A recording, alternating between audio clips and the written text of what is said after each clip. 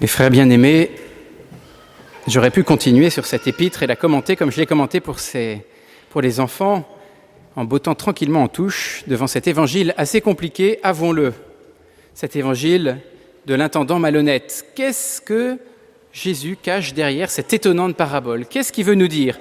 Pourquoi Jésus finit-il par cette parole qui semble à l'opposé du message de l'évangile? Le maître loua le gérant malhonnête d'avoir agi avec habileté.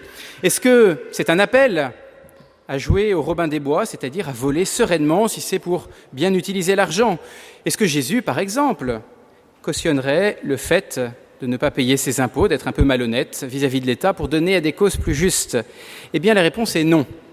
Malheureusement, non, penseront peut-être certains qui paient effectivement l'impôt. Parce que cette parabole, eh bien, il faut la lire avec attention pour en comprendre toute la pensée et toute la portée. Qu'est-ce que Dieu va louer? Qu'est-ce que le maître va louer chez cet intendant? Non pas sa malhonnêteté. Soyons attentifs aux paroles. Ce que le maître loue, c'est l'habileté de ce gérant malhonnête. Oui, il est malhonnête. Oui, il va agir avec malhonnêteté. Mais il va y avoir dans sa malhonnêteté de l'habileté et c'est justement ce que Jésus va louer. Le Christ ne loue pas la malhonnêteté du gérant habile, mais l'habileté du gérant malhonnête. Il veut souligner, pour ceux qui vont entendre cette parabole, et pour nous, 2 points de l'habileté de cet homme. 2 points qu'il voit souvent chez l'homme dans les affaires matérielles, et pourtant si peu dans les affaires spirituelles. Le premier, c'est l'énergie déployée pour préparer l'avenir. Regardez ce gérant, il est licencié.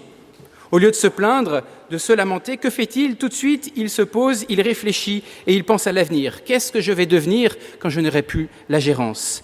Et il se regarde lui-même, en vérité, avec humilité. Je suis trop faible pour travailler, trop paresseux.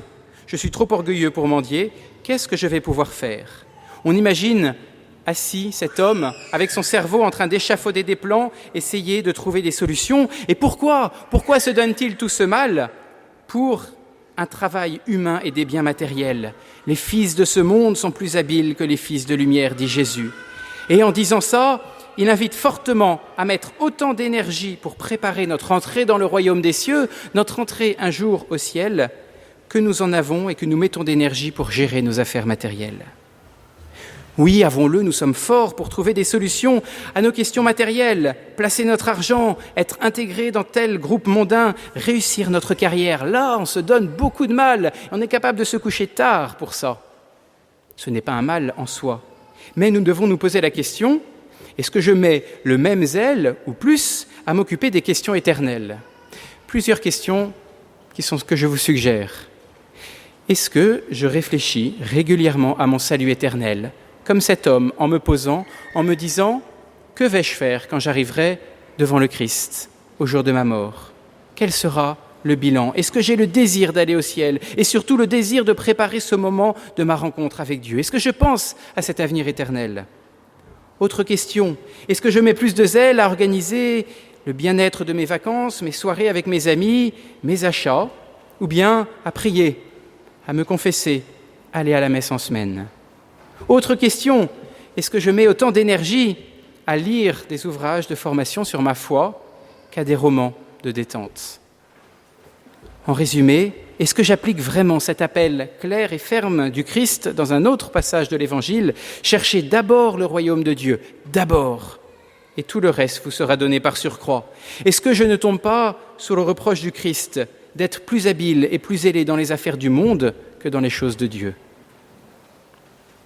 Le deuxième point de cette parabole, et que cette parabole va mettre en valeur, c'est l'utilisation que l'intendant malhonnête a fait de l'argent. Phrase encore plus énigmatique. Faites-vous des amis avec l'argent malhonnête. Qu'est-ce que c'est que cette phrase-là? Qu'est-ce qui a pris au Seigneur de prononcer cette phrase? Contemplons et regardons attentivement cette parabole. Au lieu de voler tout simplement une partie de l'argent de son maître, il aurait pu, ce gérant. Je rappelle qu'il y a une garderie à la tribune. Au lieu de voler tout simplement une partie de l'argent de son maître, il utilise cet argent pour réduire la dette de débiteur de son maître, afin qu'il puisse lui être plus tard reconnaissant et l'aider à leur tour quand il aura été licencié. Cet homme, voyez, tout simplement aurait pu voler discrètement et, après avoir été licencié, dire « bien maintenant c'est dans ma poche, j'ai de quoi voir l'avenir ». Eh bien non, il va utiliser ce même argent pour se faire des amis, pour trouver des personnes qui plus tard lui diront « tu as été sympathique et généreux avec nous, viens, on va te rendre la même chose ». Notez bien, et c'est un point important, que quand cet homme va être licencié, il va partir sans rien dans les poches, mais simplement avec des amis reconnaissants. Il va utiliser l'argent non pas pour cumuler, mais pour être généreux. Et voilà exactement le point que Jésus veut souligner dans cette parabole. Et c'est ce qui vaut à cette parole mystérieuse du Christ, faites-vous des amis avec cet argent malhonnête. L'argent malhonnête, qu'est-ce que c'est ? Évidemment, ce n'est pas très bien traduit. C'est un mot très technique dans l'Évangile, c'est mammon, c'est-à-dire l'espèce d'idole que pourraient devenir les biens matériels. Jésus nous rappelle que l'argent, que les biens matériels ont une faculté extraordinaire à nous happer. Et il nous invite, plutôt que de se laisser happer par ces biens matériels, à les utiliser pour grandir en générosité et ainsi préparer notre salut éternel. Derrière cette petite phrase de Jésus qui nous invite à nous faire des amis avec l'argent malhonnête, l'argent d'iniquité, les mammons, nous avons toute la mise en garde de Jésus devant l'attrait des richesses.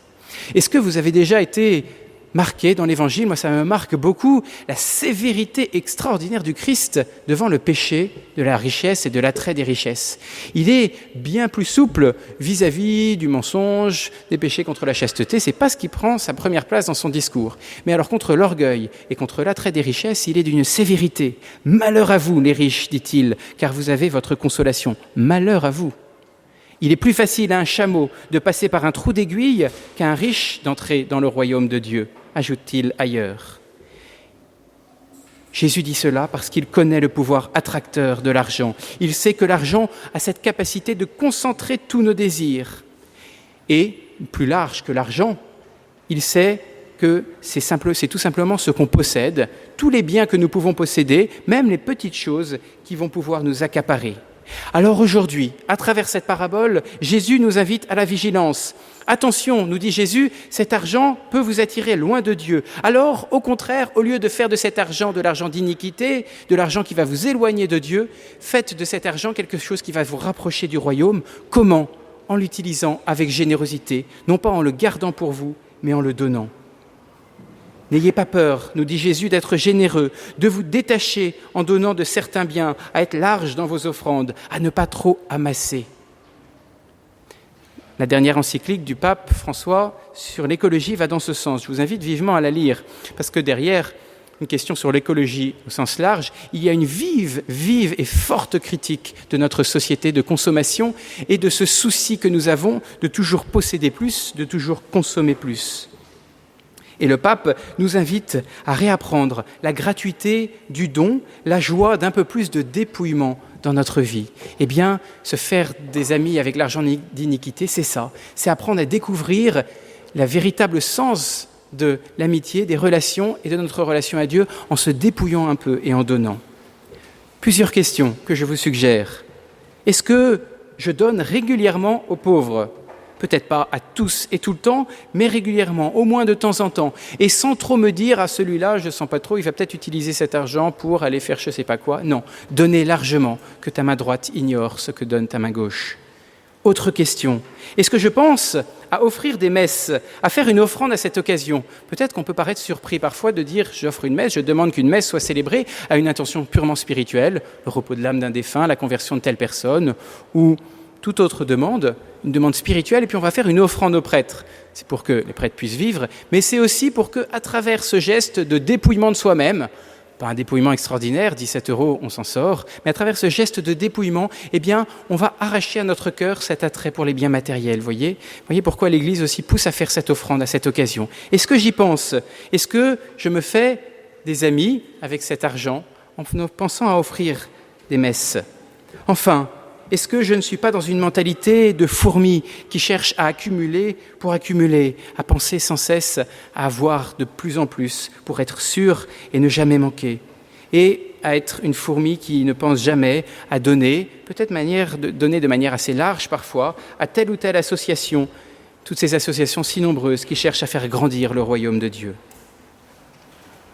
Mes frères bien-aimés, En ce dimanche, saint Paul nous dit que nous sommes héritiers de Dieu et co-héritiers du Christ.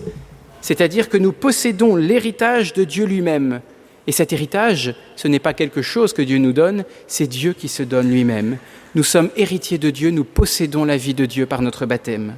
Puissions-nous, mes frères bien-aimés, puissions-nous, et spécialement en ce temps de vacances, mettre au moins autant d'énergie à gérer cet héritage qui n'aura pas de fin, que nous en mettons à gérer nos affaires terrestres qui finiront toutes. Amen. Au nom du Père et du Fils et du Saint-Esprit. Amen.